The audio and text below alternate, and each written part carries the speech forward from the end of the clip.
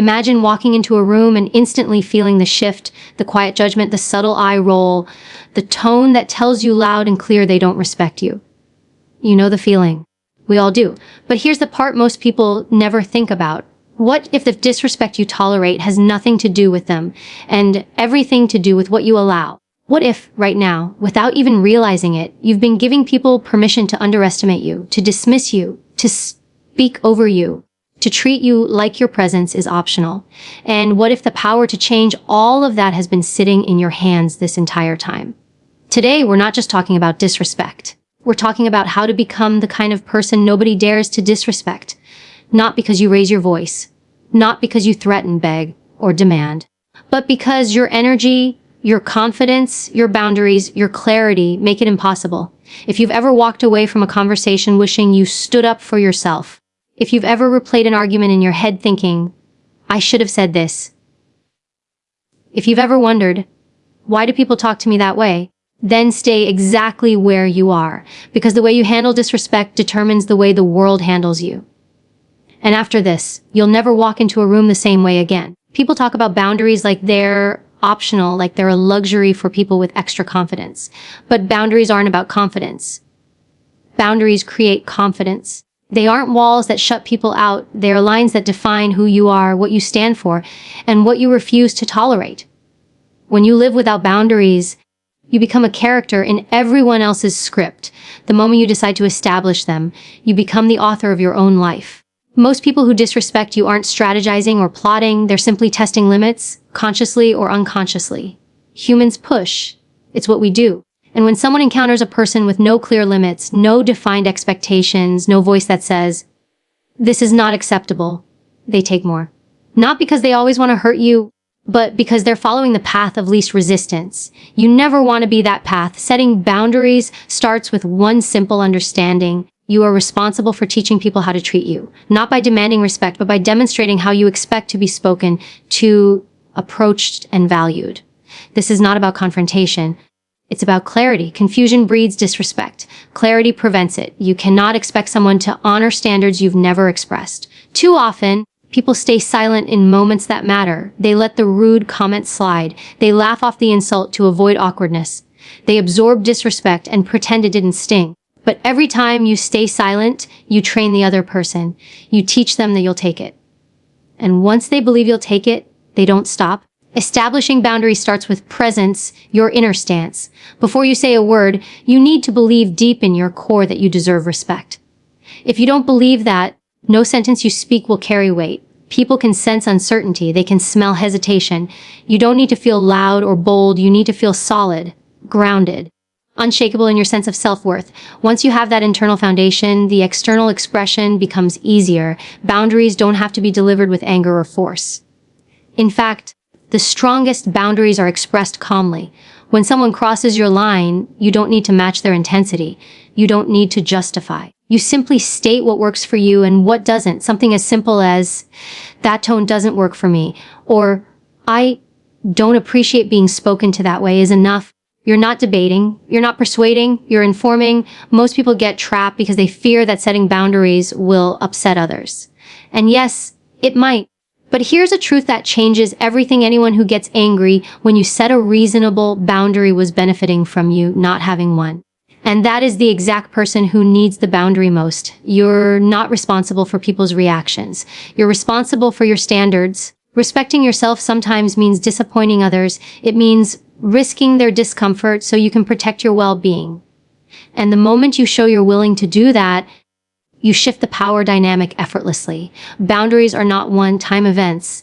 They're patterns. You can't set a boundary once and then abandon it the moment someone pushes back. Think of boundaries like training a dog. The first time it tries to jump on the couch and you let it slide because you're tired or distracted, the dog thinks, oh, this is allowed now? People behave the same way. Consistency is what teaches them that your limits are real, that your no actually means no, and that your expectations are not negotiable. And it's not just about saying no to behaviors, it's about saying yes to yourself, yes to your peace, yes to your mental and emotional health, yes to your self-respect. Boundaries communicate your values without needing to give a speech about them. When you say, I'm not available to talk when you're yelling, You're saying you value calm communication.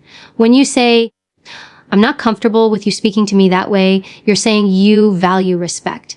When you walk away from someone who refuses to honor your limits, you're saying you value yourself enough to leave tables where respect is no longer being served. And sometimes the hardest boundaries aren't with strangers, co-workers, or acquaintances. They're with the people closest to you. Family, partners, longtime friends. The ones who feel most entitled to your time, your energy, and sometimes your silence. Setting boundaries with them feels scary because the stakes feel higher. But if the people closest to you love you, they'll adjust. If they don't adjust, then your boundary reveals a truth you needed to see. You are not responsible for carrying relationships that crush your spirit. No amount of loyalty requires self-abandonment. Boundaries are how you honor both the relationship and yourself. They say, I care about this connection, but I will not shrink to maintain it. As you begin establishing boundaries, something powerful will happen. The right people will draw closer, and the wrong people will naturally drift away. Boundaries act like a filter. They keep out what doesn't align with your worth and make space for what does. You stop attracting people who feed on weakness and start attracting people who resonate with strength. When you set boundaries without apology, you step into a different version of yourself. A more grounded, confident, respected version. You stop walking into rooms wondering how people will treat you. Instead, people adjust themselves when you enter the room because your energy tells them exactly how to treat you. Boundaries aren't about controlling others. They're about controlling yourself, your responses, your standards, and the access you grant. When you own that, you no longer fear disrespect. Because you know you won't let it stay. You become someone who is not intimidating, but undeniably strong, not aggressive, but profoundly self-respecting.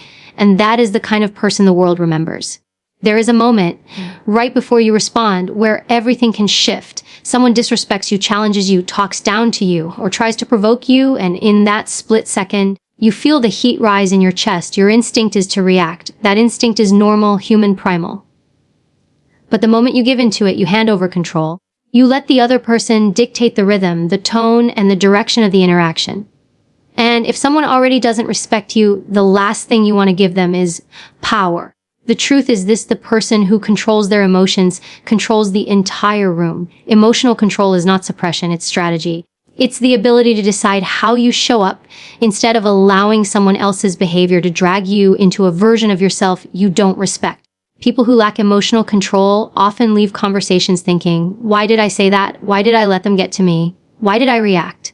But the real question is, why are you letting someone else's behavior decide who you become in the moment? When someone disrespects you, they're usually looking for a reaction. Whether they admit it or not, they want to see if they can get under your skin. They want to see if you'll break, if they can make you lose your composure, if they can pull you down to their level. And when you react emotionally, when you raise your voice, get frustrated, or rush to defend yourself, you give them exactly what they want. You surrender the high ground. You validate their perception that they can influence you, and people respect what they cannot easily move. Think about the people you admire, the ones who walk into a room and instantly command attention without saying much. What makes them powerful isn't loudness or aggression. It's the way they hold themselves. They move slowly. They speak calmly. They don't rush their words. They don't let anyone force them into emotional quicksand. They control the tempo. And because they control the tempo, they control the outcome. When you refuse to react emotionally, something profound happens. You flip the dynamic. The person trying to provoke you suddenly realizes they've lost their leverage. They can't sway you. They can't rattle you. They can't pull you into chaos. And once they sense that, they adjust. They step back. They reconsider. This isn't because you overpower them. It's because you didn't give them power in the first place. One of the most effective tools you have is silence. Silence is not weakness. Silence is pressure. Silence makes the other person confront their own behavior. When someone disrespects you and you pause just a moment before responding, you create space. That space forces them to sit with what they just said or did. It sends a clear message. I decide how this conversation moves forward, not you. People often underestimate silence because they're uncomfortable with it. But that discomfort is exactly what makes it powerful. Another tool is pacing. Emotional reactions are fast. Controlled responses are slow. When you slow down your breathing, slow your speech, and even slow the way you move, you change the tempo of the interaction. You take the air out of any emotional fire. You demonstrate that you're in charge of yourself, which automatically puts you in charge of the exchange. People don't respect those who lose themselves. They respect those who remain themselves regardless of the situation. Now, let's be clear, controlling your emotions does not mean tolerating disrespect. It does not mean staying quiet. It does not mean letting people cross your boundaries. Emotional control is about responding strategically instead of impulsively. It's saying, I see what you're doing, but I won't let you pull me out of character. When you speak from control, your words hit harder. They're cleaner, sharper, more grounded. You're able to address the disrespect directly without escalating the tension. For example, if someone speaks to you in a degrading or dismissive tone, your emotionally controlled response might sound like, I'm willing to continue this conversation, but not in that tone. Or, I don't respond to disrespect. We can talk when we're both ready to speak respectfully. Those statements are calm, factual, and firm. You're addressing the behavior, not attacking the person. And because you're calm, you leave no emotional opening for them to push back or claim you're overreacting. Emotional control protects your credibility. People who disrespect you often look for signs of insecurity or emotional volatility. They look for cracks. When they see someone who stays grounded, they rethink how they choose to interact. They understand that their tactics won't work. But more importantly, you begin to understand something. You don't owe anyone an emotional performance. You don't have to match their intensity. You don't have to raise your voice just because they raise theirs. You don't have to explain your feelings just because they demand it. You control your own temperature. No one dictates your emotional climate unless you hand them the thermostat. When you stop reacting emotionally, you start seeing people's intentions with clarity. You begin to recognize who's trying to manipulate, who's testing boundaries, and who genuinely needs correction. You become more strategic, more aware, and more powerful. And yes, sometimes people get frustrated when you don't react the way they expect. But that irritation is proof that your emotional control is working. And here's the bigger truth: emotional control isn't just for dealing with disrespect. It's a life skill. It makes you better in relationships, in negotiations, in leadership, in conflict, in communication. It makes you someone who cannot be easily swayed, provoked, or destabilized. It makes you someone people take seriously. Because the person who can stay calm when others lose themselves, the person who can stay steady when others get shaken, that person becomes unbreakable. And unbreakable people don't chase respect, they command it. There comes a point in life where you must look around at the people in your circle and ask yourself one of the most uncomfortable questions you will ever face. Do the people I allow into my life actually treat me the way I deserve? Most people never ask that question, not because they don't need to, but because they fear the answer. They fear discovering that they've surrounded themselves with relationships built on convenience, history, or habit, not respect. Reassessing your relationship starts with telling yourself the truth, not the version that's softened by nostalgia or excuses. Not the version that says, but we've known each other for years, or they didn't mean it that way, or that's just how they are. Truth isn't filtered through loyalty. Truth stands on its own, and the truth is this: if someone continuously disrespects you, minimizes you, or drains your energy, their place in your life needs to be reevaluated. You cannot grow in an environment that shrinks you. You cannot evolve while surrounded by people who still view you as the older version of yourself. And you absolutely cannot build inner strength if the people closest to you undermine it every chance they get. Your standards are the foundation of your relationships. If your standards are low, you attract people who step over you. If your standards rise, your environment must rise with them or fall away. There is no in between. Many people hold on to toxic, draining, or disrespectful relationships because they confuse history with value. But just because someone has been in your life for a long time doesn't mean they've been good for you. Time is not loyalty. Time is just time. A person can stand next to you for 10 years and still not support you. Someone else can enter your life for 2 months and show you more respect than others ever have. Value is not measured in years, it's measured in behavior. When you start to reassess your relationships, you might feel guilty. That's normal. Especially if you were raised to prioritize loyalty over self-preservation. But guilt is not a reason to tolerate disrespect. Guilt is simply your mind adjusting to new standards. Your job is to replace guilt with clarity, because clarity is what reveals who truly belongs in your life. Ask yourself, how do I feel after interacting with this person? Energized or drained? Seen or dismissed? supported or belittled, safe or anxious. Your emotional reactions are data. Your instincts are data. When your body tightens every time someone calls, that's data. When you walk away from conversations feeling smaller, that's data. Stop ignoring the information your intuition is giving you. It's trying to protect you from staying where you no longer belong. Redefining your standards doesn't mean you become cold, harsh, or superior. It means you finally acknowledge that you deserve to be treated with dignity. It means you understand that relationships must be reciprocal, not one-sided. It means you accept that someone who consistently disrespects you is not difficult, not stressed, not complicated. They are choosing behavior you should no longer tolerate. Once you raise your standards, you may notice something surprising. The people who respect you will rise with you, and the people who don't will resist. The ones who resist will accuse you of changing. They might say you're being dramatic, selfish, unreasonable. But what they really mean is you're no longer convenient for them. You're no longer available to absorb their emotional waste. You're no longer easy to manipulate. You're no longer willing to abandon yourself to keep the relationship alive. Understand this clearly. People who truly value you will celebrate your growth. They will adjust their behavior. They will take accountability. They will match the respect you expect. People who don't value you will accuse you of being the problem. That is your indicator. That is your line in the sand. You don't need to end every relationship that doesn't meet your standards. Some just need new boundaries. Some need distance. Some need conversations that you've been avoiding. But others, yes, need to be released entirely. Not out of hatred, but out of self-respect. Not to punish them, but to protect yourself. Letting go is not weakness, it is discipline. It is maturity. It is knowing that not everyone is meant to continue the journey with you.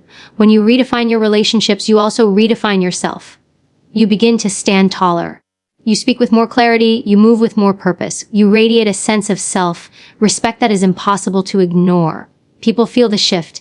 They start treating you differently, not because they changed, but because you did. Your standards become the silent contract you carry everywhere you go. And whether someone chooses to match them or not determines their access to you. The moment you stop giving discounts on the value of your presence, everything changes.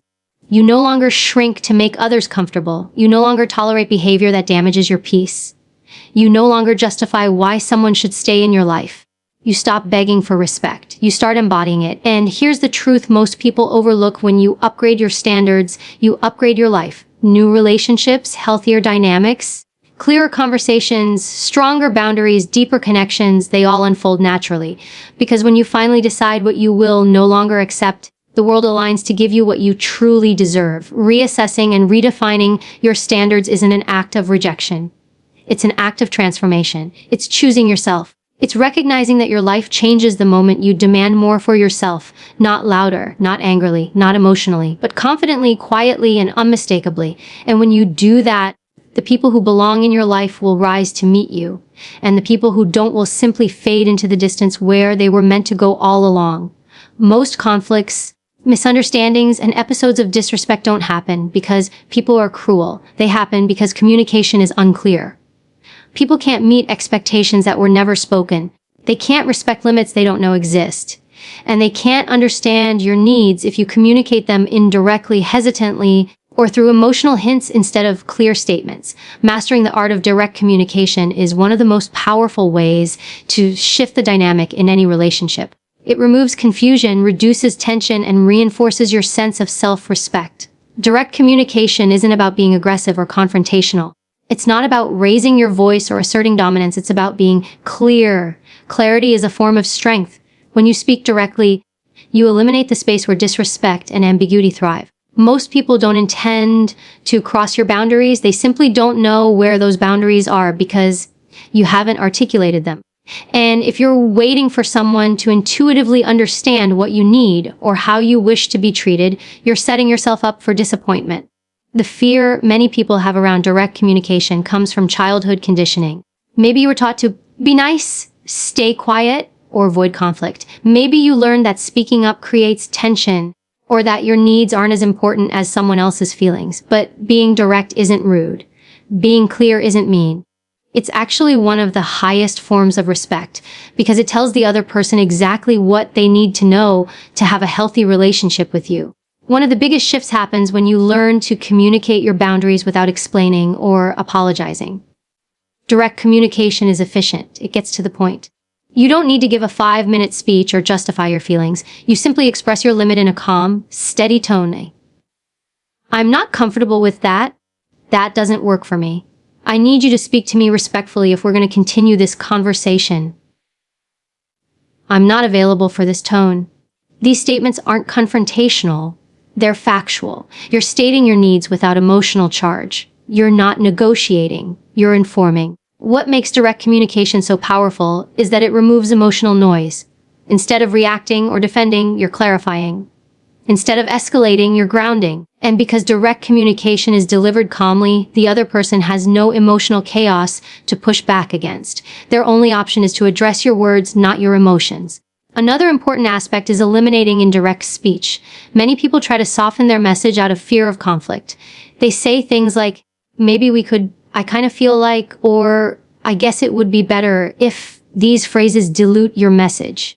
They send the signal that what you're asking for is optional, that your needs are suggestions, not requirements. Direct communication, on the other hand, sounds like, I need, I expect, I prefer, I will.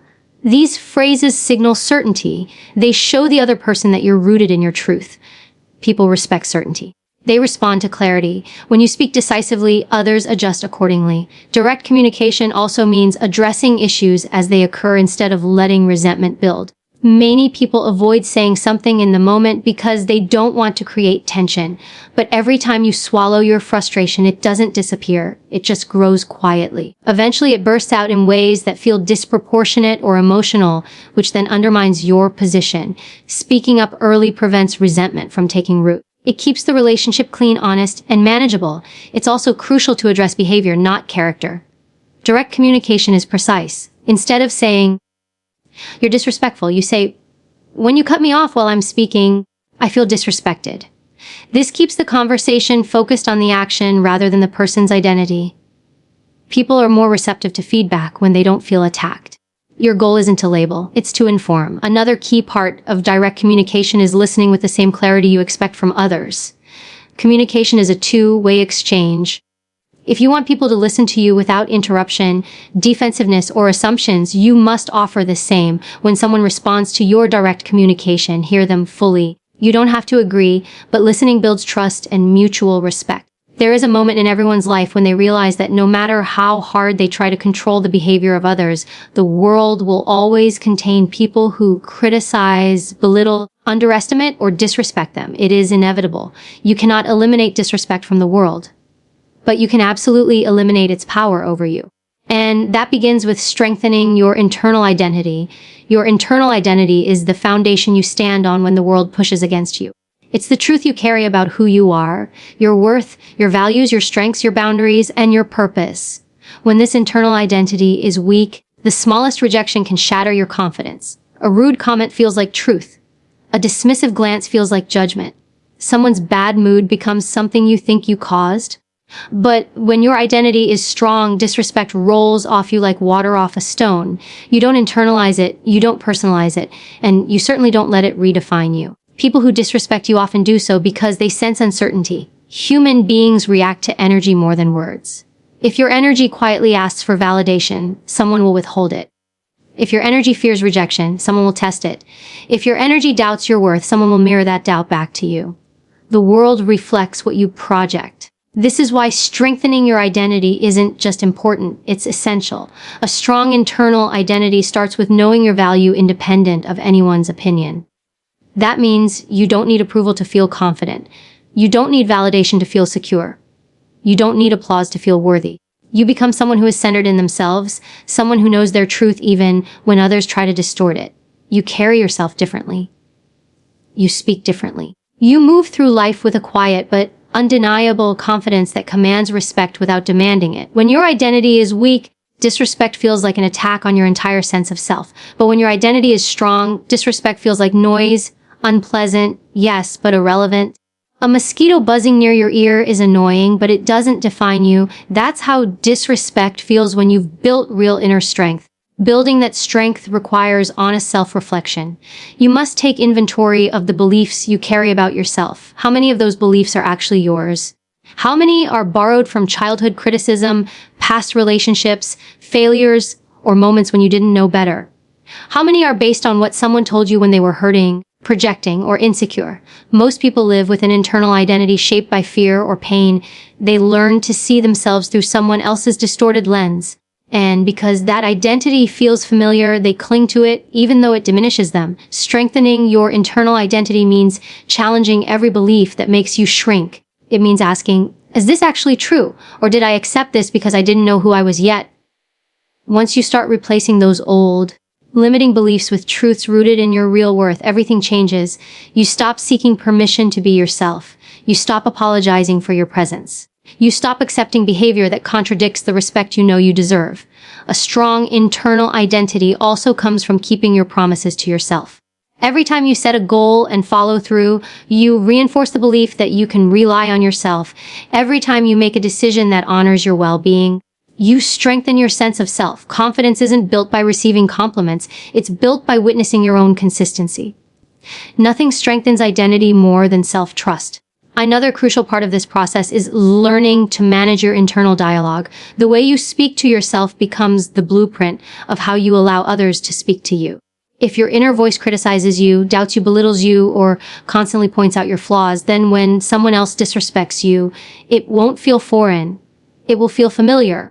You won't question it because it matches the way you already treat yourself internally. This is why cultivating a compassionate, empowering inner voice is not optional, it's transformative. You must also become aware of the environments you expose yourself to. Your internal identity is shaped by your external surroundings. If you're surrounded by people who uplift you, challenge you to grow, and remind you of your strengths, your identity becomes stronger. If you're surrounded by people who minimize you, use you, or dismiss your worth, your identity becomes shaky. At the end of the day, the world will always have people who misunderstand you, underestimate you, or refuse to show you the respect you deserve. But those people don't define you. You define you. Your boundaries define you. Your emotional control defines you. Your standards define you. Your voice, your clarity, your truth, your inner strength. That is what shapes the way people treat you. Respect isn't something you beg for. It isn't something you chase. It isn't something you earn through pleasing others. Respect is something you embody. When you know who you are, when you stand firm in your worth, when you show up with calm authority and an unwavering sense of self, disrespect loses all power. It becomes empty, irrelevant, meaningless noise, because nothing anyone says or does can shake a person who stands rooted in their identity. So let this be your reminder. You are not here to shrink. You are not here to be silent. You are not here to be anyone's doormat, punching bag, or emotional dumping ground. You are here to rise. Raise your standards. Speak your truth. Protect your peace. Honor your boundaries. And walk through this world with the kind of presence that says, without needing to shout, I know who I am and you will treat me accordingly. And if someone can't, then they lose the privilege of being in your life. That is strength. That is self-respect. That is personal power. Carry it live it boldly. And remember this, the moment you respect yourself fully, the world has no choice but to follow.